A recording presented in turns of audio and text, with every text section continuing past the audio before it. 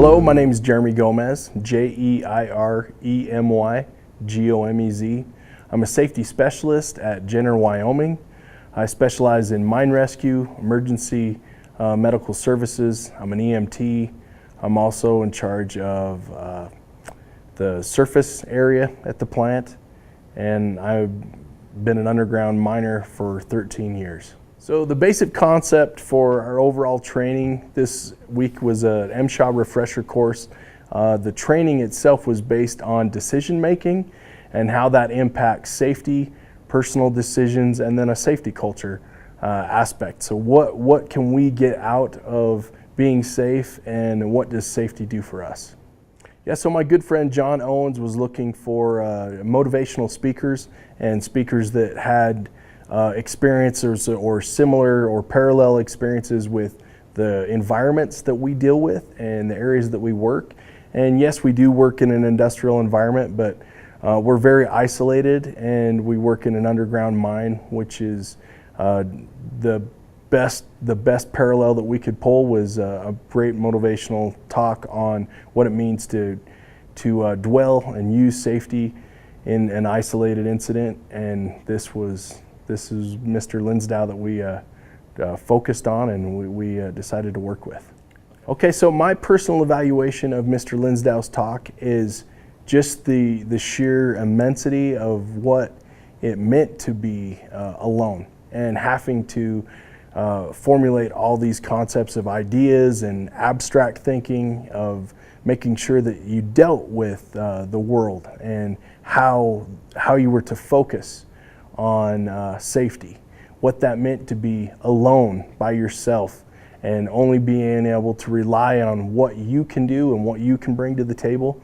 That was a huge eye-opener for me, especially in regards to just personal safety. And every decision matters, and every decision counts.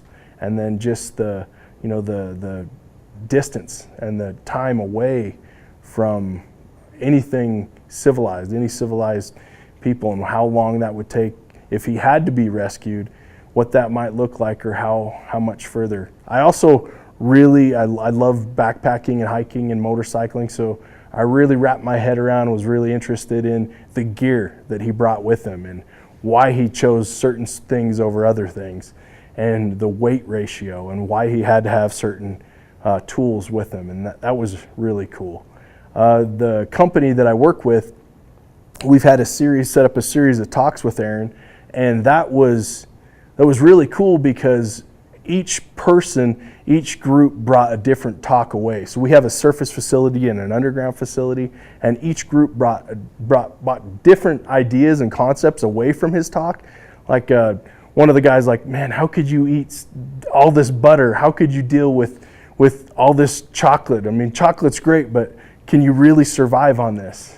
And trekking for 75 minutes at a time, then stopping, boiling water, eating something, and getting right back up and doing it again. That just completely blew my mind. And I hate the cold, I hate the snow, I hate the cold weather in Wyoming. And then these guys are saying, man, he had to get out of his tent during 60-mile-an-hour wind to just to reposition his stakes to make sure that they didn't pull out while he was trapped in his tent. So just crazy things on his talk. Our company really seemed to enjoy it, and we appreciated him coming down for these series of talks.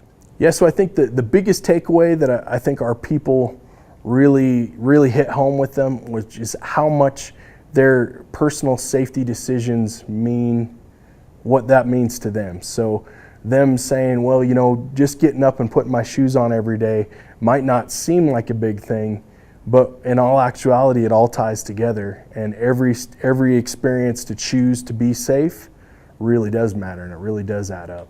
And I think that was a big takeaway when you're trying to teach a safety culture and you're trying to get everybody to think as a group and to be safe as a group. That's a really strong message.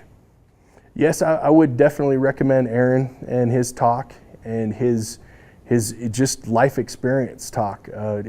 The way he motivates individuals and the way he focuses on just the sheer reality that, when he's trekking along and You know, he's moving forward.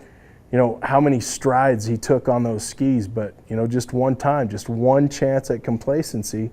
And, you know, is he placing a pole, and is he struggling? Is he going to fall over?